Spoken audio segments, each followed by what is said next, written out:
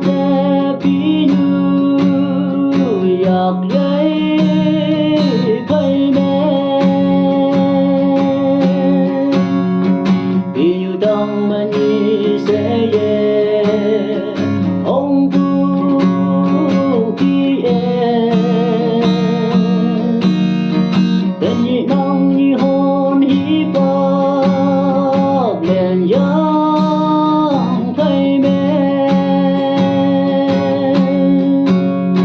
sắp trong sắp bên nhạc giá bùi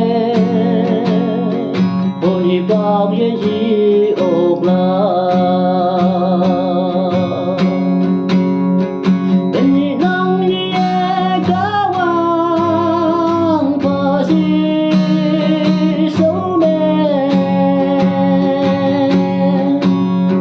cho nên ông buông áo kiếm áo kề ô ta bi trên đền ông như nóc xa có vòng người mùi hệ má la có vòng người mong phụ nóc xa cho nên ông như chế nhồi ya